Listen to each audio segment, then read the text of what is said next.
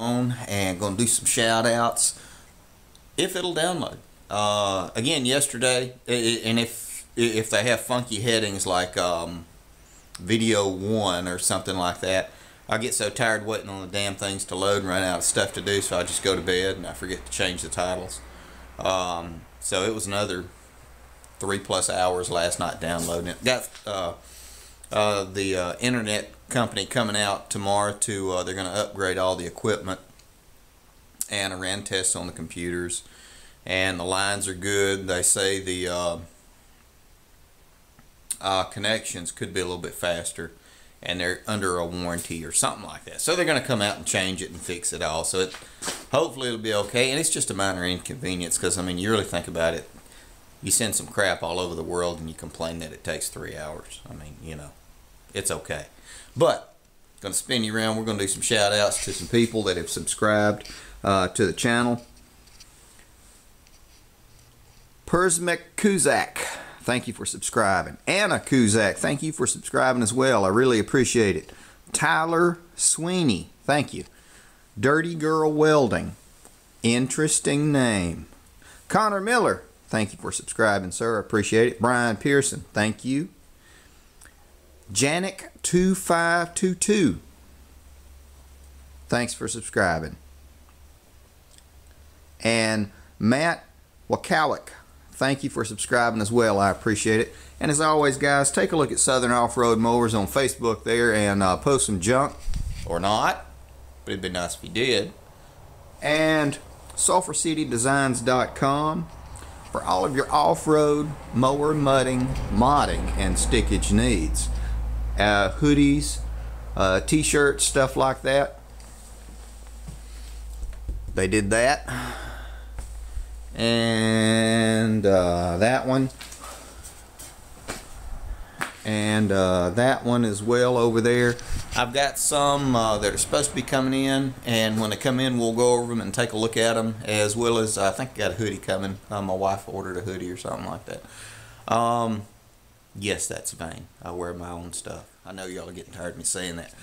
Freaking cold for Alabama. It's freaking cold. On BC's video down in Louisiana, it snowed. He had snow flurries down there. Crazy weather. It's like 12 degrees this morning. Whew, that's cold. Next week I think it's supposed to be in the single digits, like 1 and 3. Man, February is usually really cold and nasty down here in Alabama anyway. But I did want to show you what we've gotten done so far. I have both tires off, got it up on jacks. We're going to take everything off, battery and all that stuff. Isn't it ironic that we just put the battery and everything else on? But that's okay. Going to take everything off. We're going to try to drop this transmission. I don't think I'm going to be able to crack it open today. I want to do a complete I want to do a video of it in depth, and I won't have the time to do it today, so we'll get it out and then we'll crack it tomorrow, hopefully in between all the birthday parties and the running amok and all the cheerings. Okay guys, it's going to be pretty straightforward. We really aren't going to have a huge amount of headache with this. We're going to take that clip out. We're going to take out the side bolt here, and that's going to be a 1/2 inch, I believe. I hope it is, because that's what I grabbed was 1/2 inch. Oh good, it is. I'm going to take out these 4 bolts, 2 on this side, 2 on the other side. I sprayed them already, so it should not be a problem. We're going to go ahead and get this guy dropped. The only reason I'm wearing gloves is because I have that coupling grease all over this. And the funny thing was, it didn't break until I greased everything and got it muddy. So I can take everything off in the mud and the grease. More to come. Okay guys, now one thing I will note, because if you mess it up, it can be a headache. This transaxle is in neutral.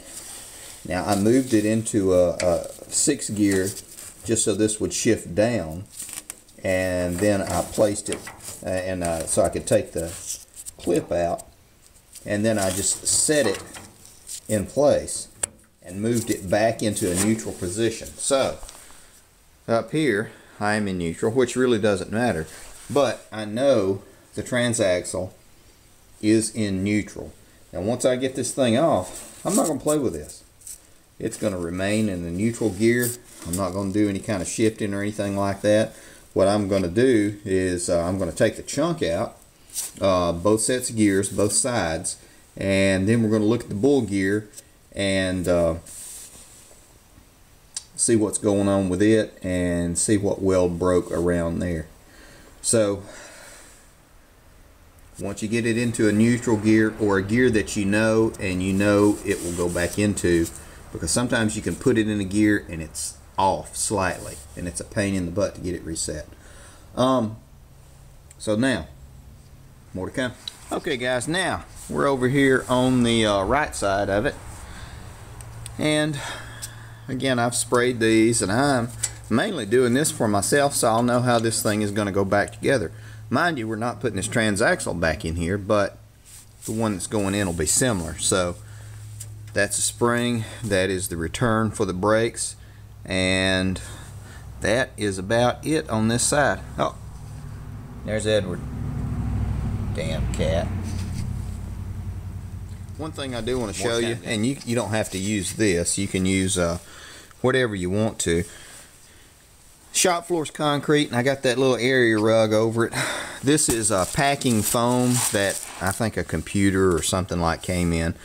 And what I always do is save this stuff just for this, or you can get a small tire or something like that just to help absorb some of the impact so that aluminum housing won't fall on this, because as sure as I do, and I've had it do it, it can crack it, especially in this cold weather. So just to be on the safe side, I always save this kind of junk just to set this down on. And I wanted to tell my kids, thank you for my light for Christmas. It's a Cobalt super duper fancy bendy flexi, something like that. We're gonna get this out, then we're gonna take a look at it real quick. Taking all the bolts out, and it fell on the foam packing here. I disconnected that, and there, Kevlar belt is unhooked. And yesterday, or I can't remember when, but whenever I put these on, the last time I put it on, I always use anti-seize on these things, so I'll never have a problem after I've put it on there. Now watch me not be able to get it off after I say that, but we'll do a video of all of this tomorrow. More to come. I'm going to set it up here beside the 820. We'll do an eyeball comparison. Now, we're back. Now, let's look at the obvious difference. This one is just a lot thicker than the other one. 1-inch shaft, 5/8 shaft. Hold on just a second. The bar that the shifter linkage, gonna have to swap that over. Perhaps it will. If not, we can fab something up.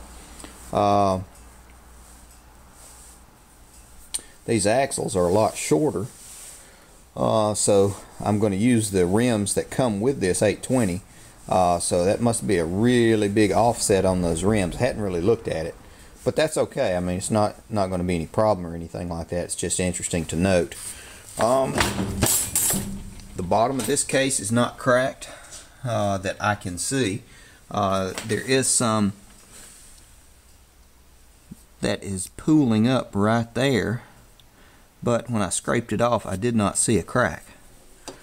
So I'm going to say just a weld broke, and I caught it early, and I was very lucky. But that is it.